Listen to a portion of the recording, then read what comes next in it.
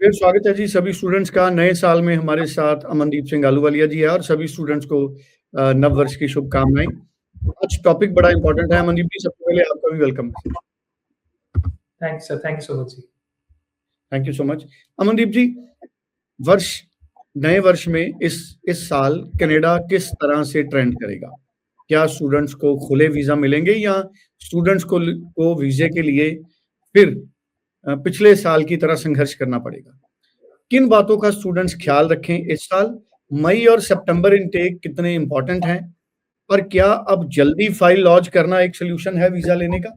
इन तमाम बातों पे मैं चाहूंगा कि आप पूरी क्लैरिटी दें। सर पहले तो नववर्ष की सभी को शुभकामनाएं और उम्मीद करता हूं कि सबका नया साल अच्छा शुरू हुआ हो और जो जो मनोकामनाएं उन सबकी हैं वो सारी की सारी संपूर्ण हो। और जिन जिन ने स्टडी वीजा का ख्वाब देखा है, जिन जिन की स्टडी वीजा, टूरिस्ट वीजा या पीआर की मनोकामना है कनाडा में, वो लैंडमार्क के थ्रू अपनी मनोकामना जरूर पूरी करें। We will definitely help them out. So आपने सर कनाडा को लेकर सवाल पूछा है। सो कनाडा में definitely 2026 is gonna be a better year than 2025। जहां तक बात आती है कि कनाडा खुले दिल से वीजा देगा, देखिए सर कनाडा ने कभी भी खुले दिल से वीजा नहीं दिए। कनाडा ने हमेशा फैक्चुअल वीजा ही दिए हैं। ये जरूर है कि कभी वीजा की रेशो बढ़ती है, कभी कम होती है। 2025 नो डाउट एक ऐसा ईयर रहा है जहां पे स्ट्रिक्टनेस बहुत ज्यादा रही है, लेकिन ऐसा थोड़ी है कि कनाडा वीजा दिया ही नहीं।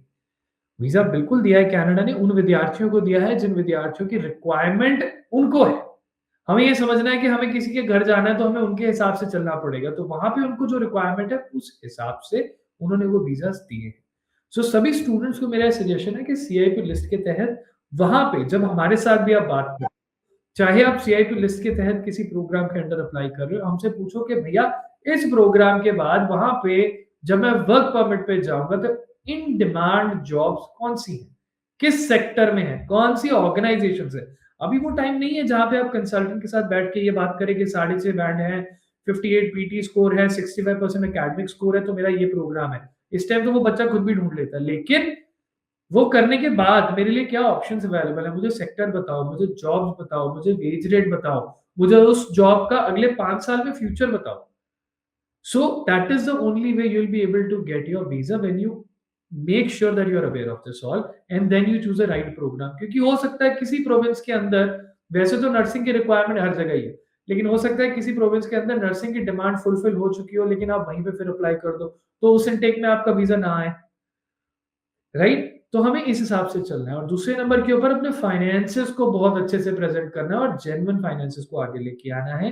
एंड ये साल 2026 उन विद्यार्थियों के लिए, उन माँ बाप के लिए बहुत जरूरी है जिनका 2025 में रिफ्यूजल आया है। वो सब लैंडमार्क के ऑफिस एक बार जरूर विजिट करें। हम अश्योरेंस देते हैं कि हम आपको गाइड करेंगे कि किस तरीके से आपकी फाइल को सही तरीके से प्रोसेस किया जा सकता है, और तभी हम, जब आपको तसल्ली हो जाएगी कि हाँ ये सही कह रहे हैं, फिर हम आपका केस प्रोसीड करेंगे। और हम फ्री ऑफ कॉस्ट प्रोसेस कर रहे हैं, तो वैसे ही आपको कोई टेंशन लेने की जरूरत नहीं है। हमारा process he free of cost है, तो वहां पे हमारे लिए कोई एडवांटेज है ही नहीं कि हम आपका दोबारा केस उठा के आपसे पैसे ऐंठने की कोशिश करेंगे। तो मेरी ये दरख्वास्त है, जिनके रिफ्यूजल्स आए वो एक बार जरूर हमसे मिले, हम आपको गाइड करेंगे। अगर हमें केप नोट्स अप्लाई करने की जरूरत पड़ती है हम वो करेंगे और फिर ही आपके लिए अप्लाई करेंगे।